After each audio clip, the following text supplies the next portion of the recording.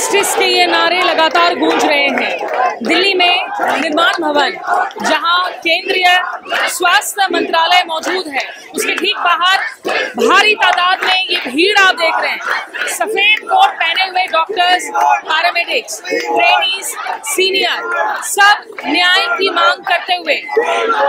सुनिए आप इन आवाजों को।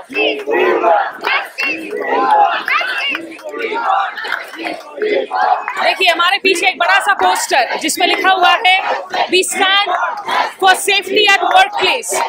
डॉक्टरों की गुहार कि अगर एक महिला डॉक्टर अस्पताल में काम करते हुए सुरक्षित नहीं हो सकती है, उसके साथ रेप होता है, घिनौनी हरकत को अंजाम दिया जाता है और उसका मर्डर कर दिया जाता है, तो इसका असर सोचिए कि कम उम्र नौजवान डॉक्टरों पर क्या पड़ेगा।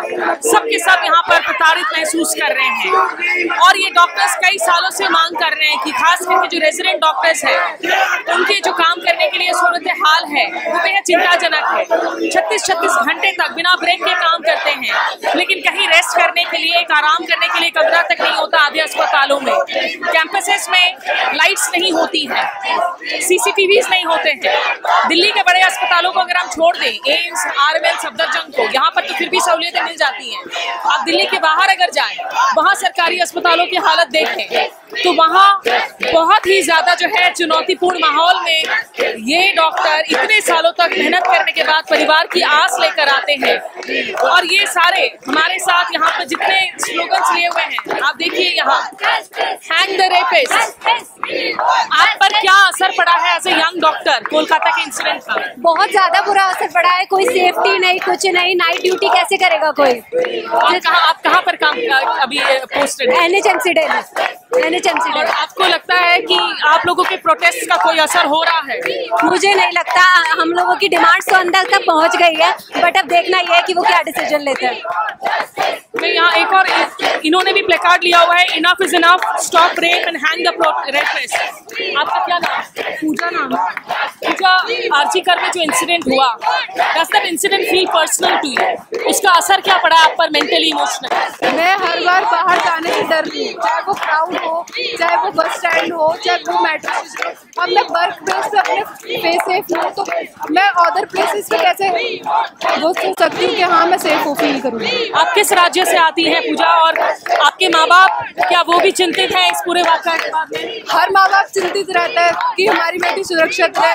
उनके माँ बाप भी चिंतित थे, जो आरजे कर वाली लड़की थी उनके साथ भी ऐसा जो हुआ, उनके माँ बाप ने भी एक्सपेक्ट नहीं किया था कि ऐसा कुछ हो सकता है उनके साथ। बट किसी को भी कल क्या होगा कुछ नहीं पता, तो हमें खुद के लिए स्टैंड लेना ही पड़ेगा ना किसी तरह। देखिए ये सारे जो युवा यहाँ पर, इन डॉक्टर्स को, सीनियर डॉक्टर्स का भी साथ मिल रहा है, इंडियन मेडिकल एसोसिएशन का साथ मिल रहा है। कहाँ से हैं आप? लेडी हार्डिंग मेडिकल कॉलेज से। लेडी हार्डिंग से। और किस राज्य से आती हैं? बिहार से आती हैं। बिहार में जो अस्पताल है वहाँ तो और बुरे हालत होते हैं, जो सरकारी अस्पताल वगैरह है। जो आपके दोस्त वगैरह वहाँ पर पोस्टेड हैं, किस हालात में काम कर रही है महिलाएं? सब जगह ये महिला के लिए कोई खास सिक्योरिटी नहीं है। हमेशा हम फ्री फील नहीं करते, हम ऐसा इसलिए करते कि हम सेफ है, हम जहाँ काम करें, तो इसीलिए हम यहाँ आए कि सेफ्टी मिले। एज ए यंग डॉक्टर आपको लगता है कि सरकार आप लोगों की बात सुनेगी इतने प्रोटेस्ट के बाद में? अब तो कोशिश कर रहे हैं, सरकार को सुननी चाहिए कि हम सब अगर खड़े हैं, 4 दिन से 5 दिन से खड़े हैं, सरकार को सुननी तो चाहिए। आपसे भी मैं बात करना चाहूँगी। आपका क्या नाम है, कहाँ से हैं आप? मेरा नाम रिया है, मैं बिहार से हूँ। रिया, जब आपने इस खबर के बारे में, आपको जब पहली बार सुना, क्या असर पड़ा था आप पर मेंटली इसका? ऐसे मतलब ऐसे इंडिया में बहुत ज्यादा कॉमन है। इंडिया में एक रेप को एक कल्चर बना के रखा हुआ है, वो भी किसी वुमेन के साथ उसके वर्क प्लेस में इतना ब्रूटली रेप किया जा रहा है किसी का। तो अब कहाँ सेफ है?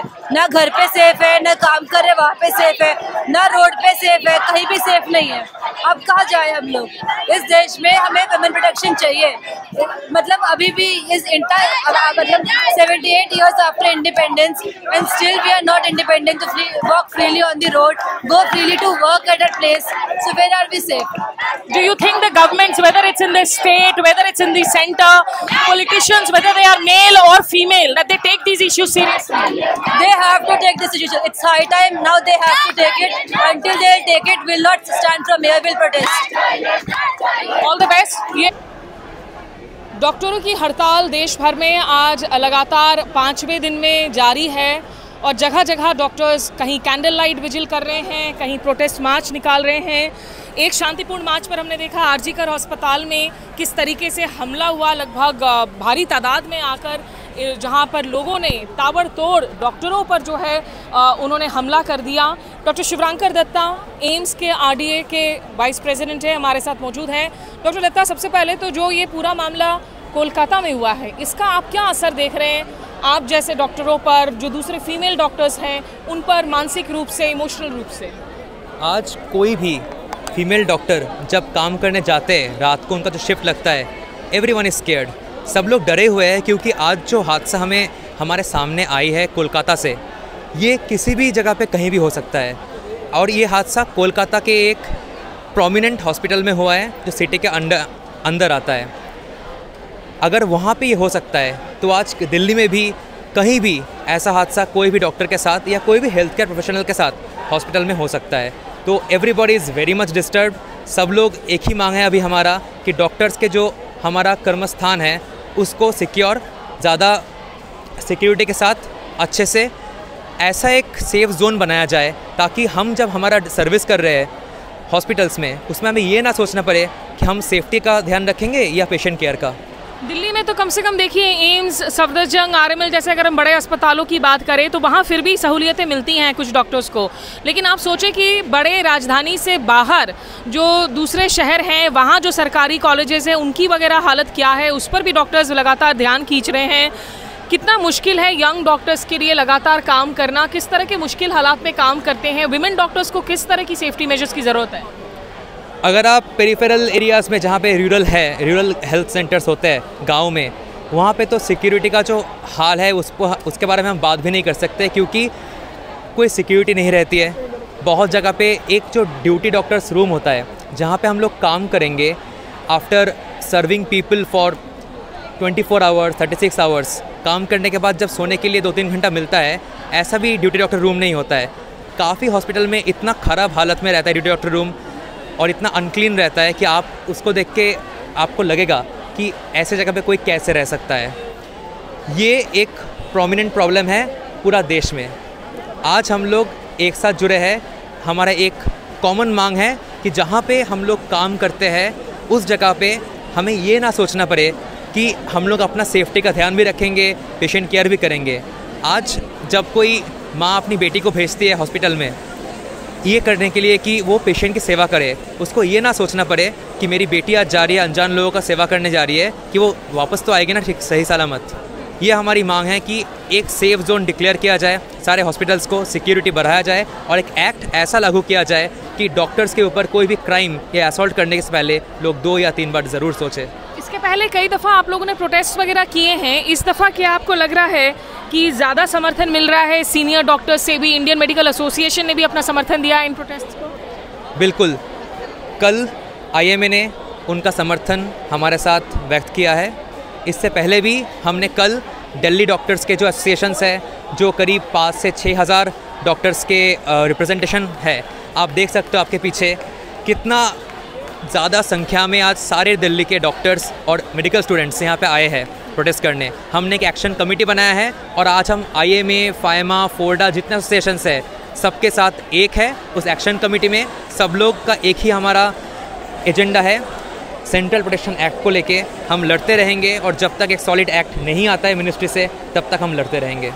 कानून तो वैसे भी बहुत सारी अभी भी एग्जिस्ट करती हैं, लेकिन हमेशा दिक्कत हो जाती है कि कानून को इम्प्लीमेंट नहीं किया जाता है।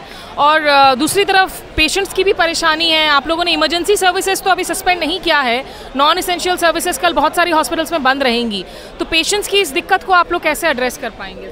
आई थिंक पेशेंट्स की इस दिक्कत को हमसे ज़्यादा हेल्थ मिनिस्ट्री को एड्रेस करना चाहिए और हेल्थ मिनिस्टर अगर चाहे अभी तो इट्स वेरी इजी दैट वो अभी हमें एक कमिटमेंट दे दे कि वो एक टाइमलाइन के अंदर ये एक्ट को टेबल करेंगे पार्लियामेंट में विंटर सेशन में। अगर एक बार हमारे मिनिस्टर हमें ये बोल दे उसके बाद हम ज़रूर हमारे ये जो हड़ताल है उसको वापस लेंगे। हम भी नहीं चाहते कि हमारे पेशेंट सफ़र करे, बट अगर गवर्नमेंट नहीं चाहते तो I think they should do it at a very fast pace. Organisations की तो अभी तक मुलाकात हुई है, सरकार ने क्या कोई एश्योरेंस नहीं दिया है? सरकार आर्ग्यूमेंट क्या दे रही है कि क्यों नहीं बनाना चाह रही है ऐसा कानून? देखिए, हमारे पास इसका एक्चुअली आंसर है नहीं क्योंकि लास्ट 4-5 दिन से हमारे बहुत सारे डॉक्टर्स, बहुत एसोसिएशंस गए हैं उनसे मिलने, लेकिन जब तक कोई मंत्री या कोई भी सेक्रेटेरिएट से हमारा ये कमिटमेंट नहीं आता है रिटन एश्योरेंस, तब तक लास्ट 10 साल में हमने बहुत देखा है, बहुत लोग ने बोला हाँ हम बिल्कुल काम करेंगे, बट वर्बल एश्योरेंस पे हम अभी एग्री नहीं करने वाले हैं। एक रिटन एश्योरेंस हमें चाहिए कि central protection act government table करने वाला है, ताकि हमें पता चले कि गवर्नमेंट भी कमिटेड है हमारी सुरक्षा के लिए। जब तक गवर्नमेंट का कमिटमेंट हमें ना दिखे तब तक हमारा हड़ताल चलता रहेगा। तो इनकी मांगे जो हैं, एक तरफ जहां निश्चित रूप से पश्चिम बंगाल की सरकार से है, उनकी मुखिया ममता बनर्जी से है, वहीं दूसरी ओर केंद्र सरकार से भी उम्मीदें हैं कि सरकार इनकी बातें सुने और एक केंद्र कानून जल्द से जल्द उसे ना केवल बनाए बल्कि अमली जामा पहनाया जाए। नहीं तो इस दफ़ा बहुत साफ कर दिया है कि ये प्रदर्शन जारी रहेंगे अलग अलग तरीके से अलग अलग शहरों में। हम सब डॉक्टर बस न्याय चाहते हैं, न्याय की गुहार चाहते हैं। हमारा मुख्य डिमांड है सेंट्रल प्रोटेक्शन एक्ट, जो कि भारत सरकार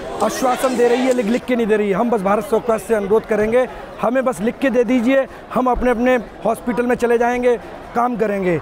अभी तक क्या हो रहा है, आश्वासन दिया जा रहा है। ये जो मतलब आज की आपको गुस्सा दिख रहा है, जो 15 अगस्त को 2 बजे मॉर्निंग में जो अचानक से भीड़ ने 3000 भीड़ ने हमारे साथी डॉक्टर पर अटैक किया, वहाँ की मतलब इमरजेंसी को लूट लिया, वहाँ की दवाइयों को लूट लिया, वहाँ के डॉक्टरों को मारा, डॉक्टर लोग जान बचाए, ये कमी वहाँ के प्रशासन में है। और ये जो गुंडे जो आए हैं ना बंगाल में आरजी मेडिकल कॉलेज में, वो बिना मतलब सरकार की मर्जी से, बिना पुलिस के मर्जी से नहीं आ सकते हैं। हमारा दोस्त क्या है, हम बस अपना डिमांड ही तो मांग रहे हैं, क्योंकि हम बिना भयभीत के काम कर सकें। अभी कुछ दिन पहले यूसीएमएस में गोलीकांड हुआ है, बाहर से लोगों ने आके पेशेंट को मार दिया है, वहाँ के डॉक्टर पे हाथापाई होती है, जहाँ तक आज तक भी डॉक्टर हाथापाई होती है। इसलिए हम लोग चाहते हैं कि सेंट्रल प्रोटेक्शन एक्ट पर कमेटी बने, जिससे ड्राफ्ट बने, जिससे उसमें नियम कानून बन सकें, जिससे पनिशमेंट हम लोग मतलब बिना भय के काम कर सकें। आप देखिए, तमाम आवाज़ों को देखिए, समझिए इनके गुस्से को, इनके फ्रस्ट्रेशन को।